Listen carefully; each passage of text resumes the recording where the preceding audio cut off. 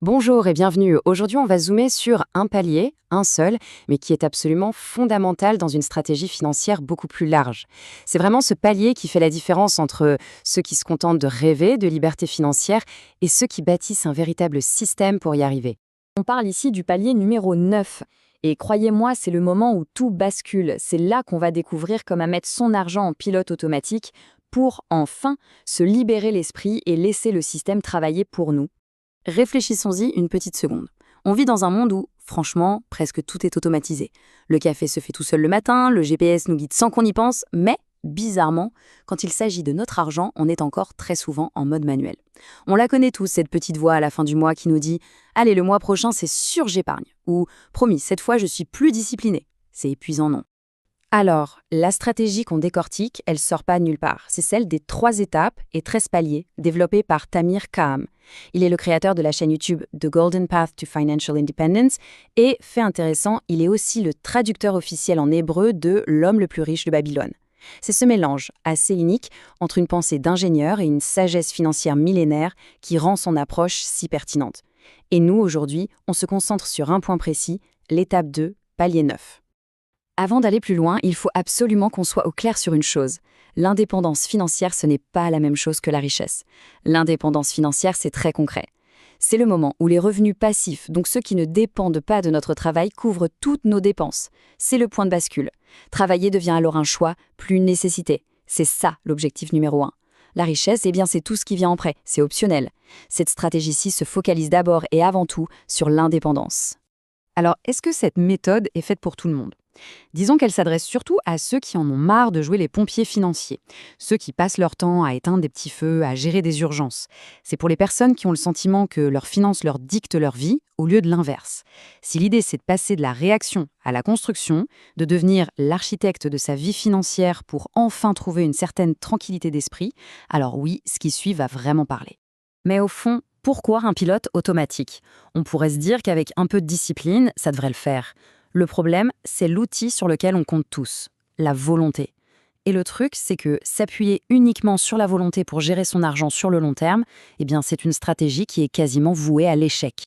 L'analogie de la batterie de la volonté est parfaite pour ça. Il faut voir notre volonté comme la batterie d'un smartphone. Le matin, au réveil, elle est à 100%. Mais chaque décision qu'on prend dans la journée, quoi porter, comment répondre à ce mail, qu'est-ce qu'on mange ce soir, eh bien ça tire sur la batterie. Et le soir, elle est quasi vide. C'est précisément à ce moment-là qu'on est le plus vulnérable aux mauvais choix, aux dépenses impulsives. Essayer de bien gérer ses finances avec une batterie à plat, c'est mission impossible. Du coup, cette dépendance à une volonté qui s'épuise nous force, sans même qu'on s'en rende compte, à adopter une identité financière inefficace. Et le point le plus important à comprendre, c'est que ce n'est pas une question de faiblesse personnelle, c'est un problème de système. On se retrouve donc face à 2 identités qui s'opposent. D'un côté, il y a le pompier. Il attend que ça sonne, une facture imprévue, un découvert, et hop, il court éteindre l'incendie.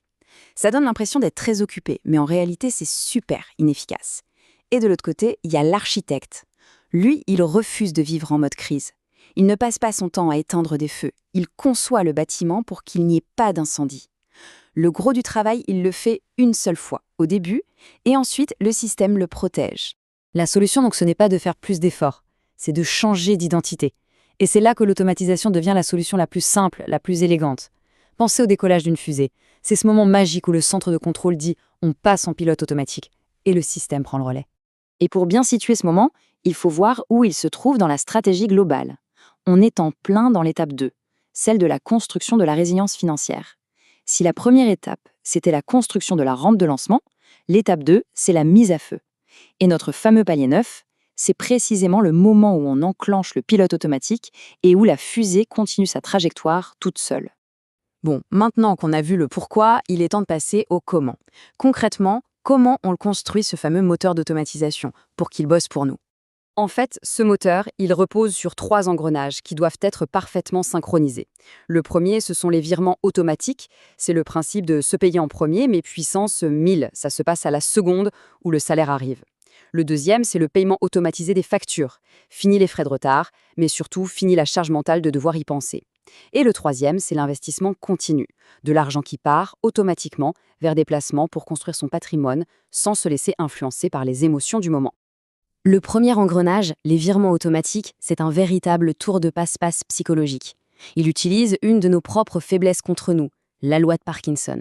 On connaît tous cette loi, même sans le savoir. Plus on a de revenus disponibles, plus on dépense. L'automatisation, elle court-circuite ce mécanisme. L'argent est retiré avant même qu'on ait le temps de le voir sur le compte. Du coup, notre cerveau ne le considère jamais comme disponible et on ajuste nos dépenses naturellement. C'est d'une simplicité redoutable. Quant au troisième engrenage, l'investissement continu, sa plus grande force, c'est ce qu'il élimine, le stress d'essayer de deviner le marché. Fini la petite voix qui demande « Est-ce que c'est le bon moment? Le marché est trop haut? Ah non, il est trop bas !» Le système automatisé, lui, n'a pas d'état d'âme. Quand les gens paniquent et vendent, il achète. Quand tout le monde est euphorique, il achète aussi. Il ne connaît ni la peur, ni l'avidité. Il exécute le plan, point. Ah, mais j'entends déjà l'objection classique. Mais si tout est automatique, je perds le contrôle. C'est une peur normale, mais elle vient d'une confusion. Ce qu'on prend pour du contrôle, vérifier ses comptes sans arrêt, stresser, réagir à la moindre alerte, c'est une illusion de contrôle. C'est épuisant. Le vrai contrôle, le contrôle de l'architecte, c'est de concevoir le plan, de définir les règles, une bonne fois pour toutes, et de laisser le système les exécuter à la perfection. Ça, c'est le vrai contrôle. Et quand tous ces engrenages se mettent à tourner ensemble, sans effort, le résultat va bien au-delà de l'argent. La vraie récompense, en fait, elle est psychologique. L'auteur de la méthode appelle ça la sérénité mentale. Et c'est exactement ça. C'est ce petit bruit de fond, cette anxiété financière permanente. Est-ce que j'ai bien payé ça? Combien il me reste? Qui tout à coup disparaît. On arrête de regarder son application bancaire toutes les 5 minutes. On sait que le système travaille en arrière-plan, exactement comme on l'a voulu. Et ça libère une énergie mentale incroyable pour se concentrer sur ce qui compte vraiment. Bien sûr, il est important de le rappeler. Tout ce qu'on vient de voir est à but éducatif. Il ne s'agit en aucun cas d'un conseil financier personnalisé. Chaque situation est différente. C'est donc de la responsabilité de chacun de consulter des professionnels qualifiés avant de prendre toute décision financière importante. Alors, si on devait résumer les points essentiels à retenir. Premièrement, un bon système battra toujours une volonté fatiguée. Deuxièmement, le but est de changer d'identité, passer du pompier qui réagit à l'architecte qui conçoit. Troisièmement, le moteur de tout ça repose sur 3 engrenages simples. Et enfin, le vrai trésor, à la fin, ce n'est pas juste l'argent, c'est la tranquillité d'esprit.